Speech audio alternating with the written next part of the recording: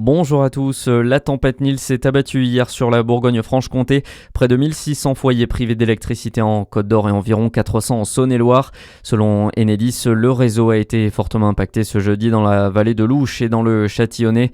Les départements de la région qui restent placés en vigilance jaune pour crue par Météo France. La Nièvre est en orange. En France, 2 départements sont en alerte rouge. Il s'agit de la Gironde et du Lot-et-Garonne.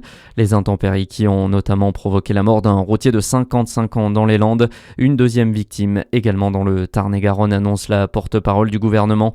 Plus de 450 000 foyers sont toujours privés d'électricité ce matin.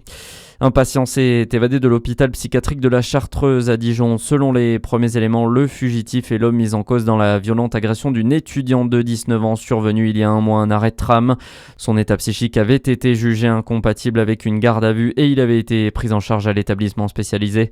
L'information a été révélée hier sur les réseaux sociaux par la sœur de la victime. De son côté, la préfecture de Côte d'Or confirme l'évasion et indique que des recherches sont actuellement en cours. Les autorités serrent la vis en Saône-et-Loire à l'approche du week-end. La préfecture du département a pris plusieurs arrêtés pour prévenir d'éventuels débordements, notamment autour d'un rassemblement automobile clandestin annoncé sur les réseaux sociaux. Conséquence, ce type de regroupement est formellement interdit. La vente et le transport de combustibles domestiques sont également proscrits, tout comme la détention, le transport et l'usage d'artifices de divertissement. Ces mesures entreront en vigueur ce vendredi à 17h et jusqu'à lundi matin.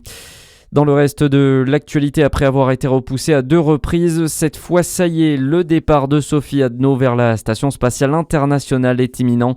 Le décollage aura lieu à 11h30 depuis la Floride pour l'astronaute qui en rêve depuis maintenant 30 ans. Sophie Adno sera la 11e française à partir dans l'espace, succédant notamment à Thomas Pesquet et la première femme depuis 1996. Un rêve qui se réalise pour Sophie Adno, impatiente de partir enfin vers les étoiles. On est dans les starts là en fait. On n'attend plus que ça, c'est le décollage. Il y a eu quelques changements de calendrier, mais j'allais dire dans le monde du spatial, la seule constante c'est le changement. C'est un monde opérationnel très dynamique. On est préparé à ça. L'équipage est en grande forme. Il n'y a plus qu'à y aller. C'était un rêve, mais c'était un rêve très lointain. J'imaginais même pas que ça allait être atteignable. Le décollage de Claudie Agneray, j'avais 14 ans. En fait, c'était le déclic pour moi. Et donc, la préparation, pour moi, ça a duré 29 ans, quoi. 30 ans de préparation, 30 ans de travail, j'allais dire parfois acharné. Mais bon, on lâche rien et c'est comme ça que ça arrive. Sophie Adno et les 3 autres astronautes qui décolleront à la mi-journée, si le temps le permet, en direction de l'ISS pour une mission de 9 mois.